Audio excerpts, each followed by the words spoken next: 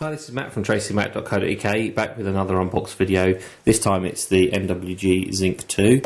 Pretty attractive box design. As you can see, on the front we have the device with the keyboard open, on the back with the keyboard closed, and a magnetic catch that opens it up.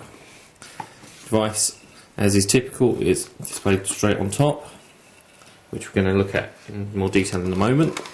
So underneath we have mains charger, which is a mini USB style charger, along with adapters for that charger so that you can use it in different regions.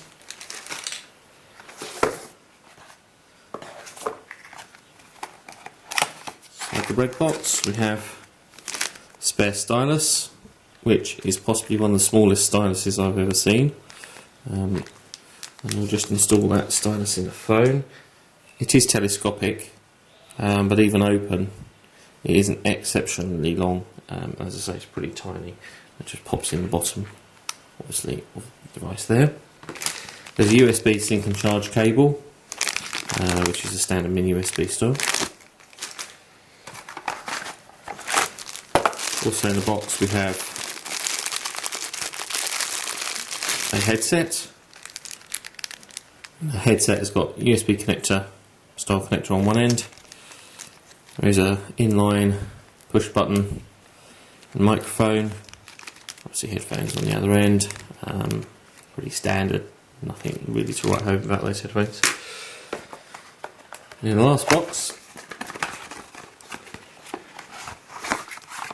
we have manual, getting started CD, which has active sync, and a trial copy of Outlook, and the manual, which is printed in colour, which is good, and it is just in English, so it's not too much reading to be done there for those of you that want to read the manual. So looking at the device itself, it's a pretty attractive design. It's completely flat on the front, the screen is completely flush, which means that using your finger is a lot easier, especially getting into the corners of the display.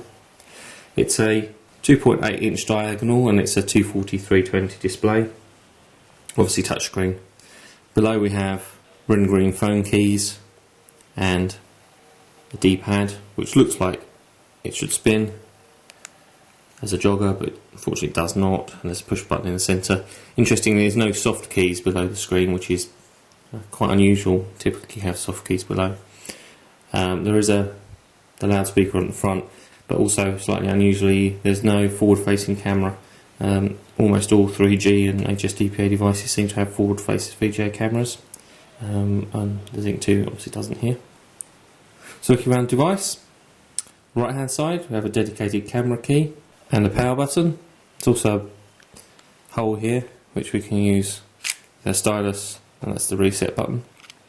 As you can see, the stylus goes in the bottom. So on the bottom of the device we have that USB connector. It's double-sided, so it picks up your audio connections and obviously your data connections. Small hole there is your microphone. On the left hand side, micro SD card slot, interestingly with no cover over it, so that may allow dust to get inside. It is micro SDHC compatible though. There's also another soft key above that, which I'm not sure its exact function, probably is customisable, but I don't know what its default function is. We'll have a look at that in a review. And there's up-down buttons which are volume control, and these are actually individual buttons rather than a rocker. Nothing on the top then apart from an eyelet for the lanyard or phone charm. On the back, 2 megapixel camera, no flash. There is a little mirror to take a picture of yourself if that's something you're interested in doing. Under the back cover is where our SIM card goes, and the battery, which pops out like so. Nothing terribly interesting underneath there. Battery is a 1530 mAh battery. It's quite large, but it's got a decent capacity. Now the screen slides open and reveals full QWERTY keyboard. Interestingly, the QWERTY keyboard itself does have soft keys, which are missing from the front of the device when it's closed. The keys are very flat. You can see there, they are not raised at all, but they are a positive physical push button. It takes perhaps a little bit getting used to there actually, rather than being sort of more physical keys. There's a caps lock and function lock light to show you the status there, and the print on the keys is actually raised slightly, so it helps you locate the key. But touch typing might be a bit more difficult there, with them being quite so flat. If we compare that possibly to the nearest competitor, I guess, will be the Titan II.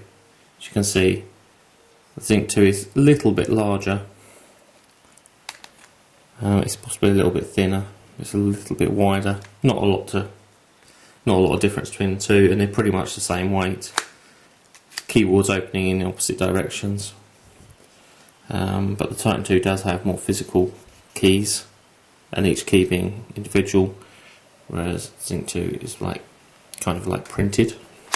In terms of specification, the Zinc II is pretty good in actual fact.